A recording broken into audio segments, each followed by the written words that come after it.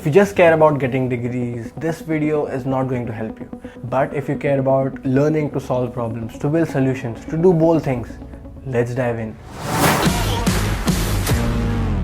Hey friends, welcome back to the channel. If you're new here, my name is Pushkar and I'm a student in Ahmedabad University. And as you all probably know, I started attending classes offline last month. And as soon as I entered the campus, everyone was asking the same question. Did you complete the Python assignment? And to explain you the gravity of the situation, I want to give you a real example. So I was just sitting in the airport area of the college and one of my friend comes up and says, "Hey, do you know Python?" And my natural response was, "Why do you think I know Python?" And then he says, "Because my face looks as if I know Python." Now I don't know how to respond to that, but this was the intensity of the Python situation. So the situation was all the students of every domain had to get this one course of data science, which was all about using statistics and using Python to do data analytics. And everyone seemed to have the same question, or rather a complaint, that why are we made to study this? Like, we are not going to use it ever in our lives. We're not going to code ever in our lives. Why study data science? And that's when I knew that most people don't know the concept of specific knowledge and how learning two unrelated subjects can actually be beneficial for you. So what is specific knowledge? I got the idea of specific knowledge from Naval Ravikant and his tweets. And specific knowledge is the knowledge that only you have. It's knowledge that you get by combining two or more unrelated subjects together and finding a similar use case for it. Now to give you an example, let's say you go to a circus and you see a bear, which is okay, it's not fascinating, it's a normal bear. And then you go and see a tricycle, which is cool, okay, but nothing new here. But if you see a bear on a tricycle, that's really interesting. And that's what specific knowledge does for you. One side you have a core subject, and the other side you have the subjects that you study on your free time or are just curious about, and sort of you can mix and match these two information database and create something new.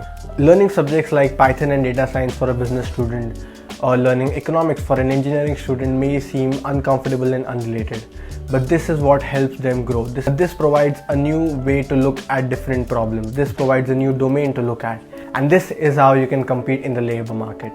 You don't have to be the best at one subject. You can be good at 2 or 3 subjects together and use that knowledge to solve a problem.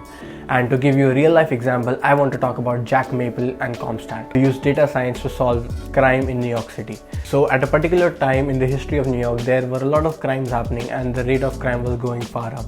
And what Jack Maple did was he collected data from each and every crime. He collected when did the crime happen, which gang member or which person did the crime, and he used all of this data to map out each and every crime on the map of the New York City. And he used all of this data to predict where the next crime could happen.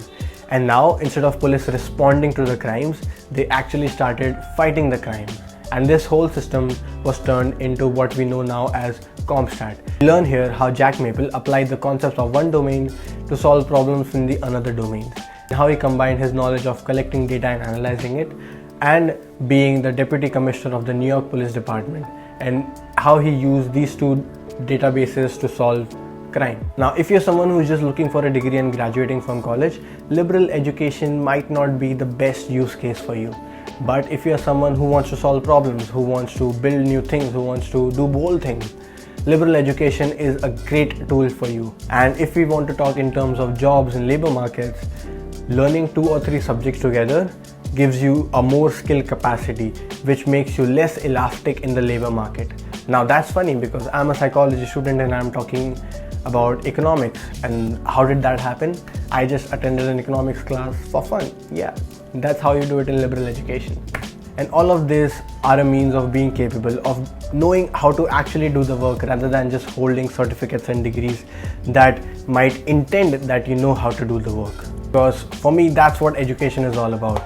To learn to solve problems for the people around you. And if you have any self-doubt, if this path will help you reach the societal definition of success, I want to leave you with one of my favorite quotes of one of my favorite movies, 3 Idiots.